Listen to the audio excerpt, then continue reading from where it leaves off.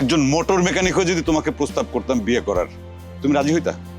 তোমার বাড়ির দারোয়ানি তোমাকে গেটে ঢুকতে দিত না। আমি যেহেতু তোমাকে ভালোবাসছি, সত্যি সত্যি ভালোবাসছি, আমার কোনো ভুল হইলে, অপরাধ হইলে মাফ করে দিও। আর যদি না করি? খাঁটি চন্দন, ময়শ্চারাইজার, জ্যাসমিন ও গোলাপের সৌরভে স্যান্ডেলিনা সো, রূপচর্চায় আভিজাত্য। তুমি বংশের কি বুঝো? ছোট লোক, অশিক্ষিত একটা গ্যারেজের মেকানিক, তুমি আমার বংশ নিয়ে কথা বলো? মানুষ কিভাবে দিনের পর দিন ঠকাও তোমার লজ্জা করে না? ডায়মন্ডের রিং, আমাকে ডায়মন্ডের রিং দিছো তুমি। রাস্তা থেকে কেনা একটা 50 টাকা দামের ফুটপাতের রিং আর কয়জনকে দিছো তুমি? আমি নিজে তোমাকে আরেকটা মেয়ের সাথে এখানে দেখছি। লজ্জা করে না মানুষ কিভাবে ঠকাতে? আর তোমার মতো এই প্রতারককে আমি দিনের পর দিন রাস্তায় রাস্তায় খুঁজে বেড়াইছি। চিন্তা করলে আমার লজ্জা লাগে। আমি যদি একটু টের পেতাম না যে তুমি এরকম একটা প্রতারক, তোমাকে আমি পুলিশে দিতাম। কেন পুলিশে দিবা? আমি গরিব, আমি গ্যারেজে কাজ করি, এই তাই? খবরদার, ভিকটিম কার্ড প্লে করবা না। তুমি নিজেই নিজের পরিচয় দিতে লজ্জা পাও, আবার এখানে আসছো বড় বড় কথা বলতে। হ্যাঁ, আমি নিজের পরিচয় দিতে নিজের লজ্জা পাই, এটা সত্যি, আমি মাইনে নিচ্ছি। আমি গরিব, তোমার মতো ধনী মেয়েকে বিয়ে করে আমি বড়লোক হতে চাই। আমার বড় উচ্চাকাঙ্ক্ষা আছে, সেটা পূরণ করতে চাই, এইটা আমার লোভ। সবই ঠিক আছে, কিন্তু আমি যে দোষ করছি, যে পাপ করছি, তুমিও সেই দোষে দোষী। হোয়াট? আমি কি করলাম? তুমি করো নাই?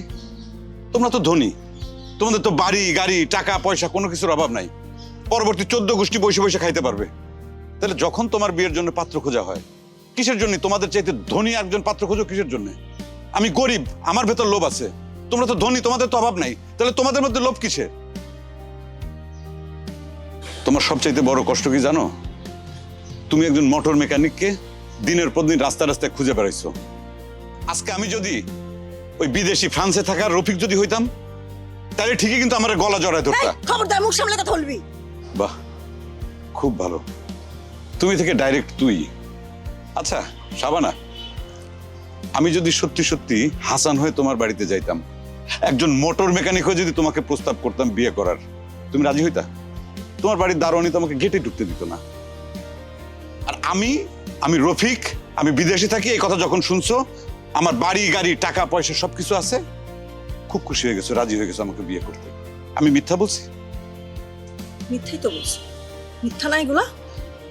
মানুষকে ঠকাও, এগুলো মিথ্যা না? শোনো শাবানা, আমরা প্রয়োজনে লোভী, আর তোমরা প্রয়োজন ছাড়াই লোভী। আমি যতটুকু অপরাধ করছি, তার চাইতে কম ছোট অপরাধ তুমি করো নাই, তুমি অনেক বড় অপরাধ করছো। তারপরে তোমার এই কথাটা বলতেছি, আমি যেহেতু তোমাকে ভালোবাসছি, সত্যি সত্যি ভালোবাসছি, আমার কোনো ভুল হইলে, অপরাধ হইলে মাফ করে দিও। আর যদি না করি? শাবানা, এই ঢাকা শহরে যখন প্রথম আসি, ফুটপাতে কুকুরের সাথে ঘুমাইছি, খাইছি।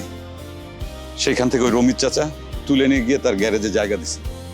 পুরানা ভাঙা গাড়ির মধ্যে চট বিছায় ঘুমাইছি রাতের পর রাত।